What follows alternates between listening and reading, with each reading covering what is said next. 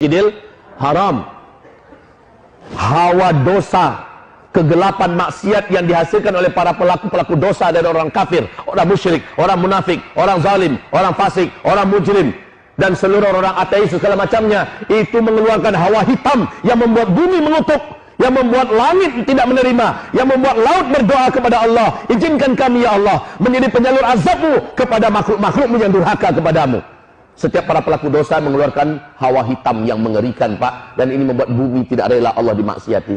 Bumi berdoa kepada Allah, yang membuat laut tidak rela Allah dimaksiati. Laut berdoa pada Allah, minta izin kepada Allah agar Allah izinkan mereka mensunamikan bumi ini. Udara juga tidak rela untuk dihirup. Langit juga mengutuk, minta izin pada Allah agar turun petir dan segala macamnya. Ibarat Allah yang kami muliakan, selama ini Allah masih tahan-tahan, tapi ini akhir zaman, Allah tak akan tahan lagi. Nah, yang mampu menjinakkan bumi adalah selama orang masih tawaf di sekitar Ka'bah, selama orang masih umroh ke Masjidil Haram.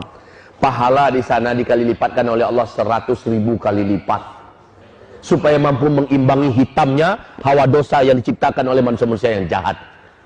Ketika hawa murni yang begitu putih dan bersih keluar dari amal soleh orang-orang yang beramal di tanah haram, maka itulah yang menstabilkan bumi ini, Pak. Ini penyeimbangnya. Tapi sekarang orang sudah dilarang untuk melaksanakan ibadah ke tanah suci gara-gara virus corona.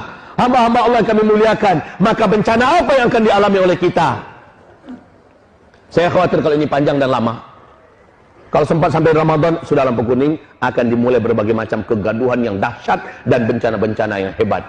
Dan kalau sampai musim haji selesai sudah, siap-siaplah kita bertemu dengan Allah dalam berbagai bencana besar yang akan terjadi. Perbanyak amal soleh dan sekarang, kuatkan doa. Ya Allah, hentikan corona ya Allah. Selamatkan kami dari bencana ya Allah. Selamatkan iman kami ya Allah. Wahai Bapak Ibu yang kami muliakan. Dan kalau Allah hentikan, Allahur Rahman, Allahur Rahim, Allah yang maha menjaga dan memelihara kita. Tapi kalau masih berkepanjangan, inilah hadis Nabi yang jadi kenyataan. Dan di waktu yang bersamaan, kelangkaan pakan terjadi. Apa yang saya katakan tadi, kelaparan merata di mana-mana. Orang akan menjadi brutal dan membunuh demi makan, minum. Dan saat itu solusi bagi orang-orang yang beriman adalah, kata Rasulullah SAW, wahai Bapak Ibu, berarti tak lama lagi hantaman meteor menabrak bumi. Dan ini menimbulkan dukhon, tanda besar kiamat yang pertama. Sebelum itu terjadi, kata Rasulullah SAW, akan ada pertanda lagi. Bila penguasa Mekah Madinah, ketika mati seorang penguasa yang memimpin Mekah Madinah, lalu 3 orang pangeran berebutan memperebutkan jabatan kekuasaan. Untuk sementara informasi bagi Bapak Ibu, 3 pangeran yang sangat berkuasa di Arab Saudi sekarang lagi perang dingin, menunggu Raja Salman meninggal, adalah Pangeran Mut'im bin Abdullah, anak kandungnya Raja Abdullah yang memimpin Arab Saudi sebelum ini. Yang kedua anak kandungnya Raja Salman sekarang, Muhammad bin Salman. Dan yang ketiga adalah Khalid bin Talal, orang terkaya dan termasuk orang yang cukup kuat sekali di Arab Saudi, punya militer juga. Ini 3 orang ini siap-siap untuk saling berebutan kekuasaan ketika Raja Salman nanti tiada. Sekarang kondisi Raja Salman di usia 84 tahun sudah sangat lemah, penyakitan, tunggu mati. Kalau mati, 3 orang ini kita lihat. Kalau sempat mereka berkelahi, berebutan kekuasaan, maka apa yang digambarkan Nabi di akhir zaman terjadi di masa kita. Itu. Kemudian Rasulullah SAW mengatakan, bisa jadi coronanya berhenti, tapi gara-gara perang di kerajaan Arab Saudi, orang pun tetap dilarang masuk. Karena nggak ada jaminan keamanan. Dan negara-negara pun pasti melarang rakyatnya jangan berangkat, lagi perang di situ. Kan? Lagi perang internal, nggak boleh berangkat kalian. Ini juga bisa jadi. Jadi segalanya mungkin sangat besar terbuka peluangnya sekarang, wahai Bapak Ibu yang kami muliakan. Dan satu lagi kunci. Kalau di waktu yang sama, bersama dengan ini semua ya, di waktu yang sama terjadi nggak gempa-gempa di Mekah dan di Madinah? Itu kunci inti. Terjadi nggak gempa-gempa di Mekah dan di Madinah? Mungkin tidak gempa terjadi di Mekah dan Madinah. Mungkin. Kenapa? Bisa jawab? Jawabannya benar, Pak.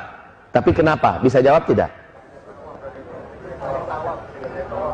Tak ada yang tawaf. Barakallahu fiik. Jawaban yang sangat benar. Ada lagi yang lain? Ada lagi yang lain? Jawabannya sudah sangat benar. Karena sudah tidak ada yang tawaf. Wah Ibu, kita waktu kecil sering main gasing kan? Kita sering main gasing. Ibu-ibu kok malah bapak nggak jawab? Oh, suka main gasing dulu. Iya, mainan kita waktu kecil-kecil dulu. Wahai bapak ibu, coba lihat gasing. Ketika dia berputar sangat kencang, ya, maka dia seimbang.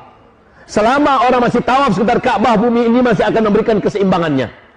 Karena untuk perputaran jalur bumi ini adalah energi raksasa yang dihasilkan dari orang-orang yang tawaf. Bumi ini akan terus berputar dengan tenang, stabil. Tapi ketika ini sudah semakin sedikit, apalagi nggak ada lagi yang tawaf sekitar Ka'bah, berbahaya untuk bumi ini Bapak Ibu.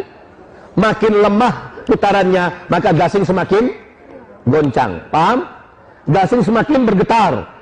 Makin melemah sebelum dia jatuh, dia akan semakin bergetar. Ini akan terjadi dengan bumi. Makanya saya katakan, kalau sampai berkepanjangan sampai haji selesai sudah, bencana-bencana besar akan terjadi di seluruh muka bumi ini.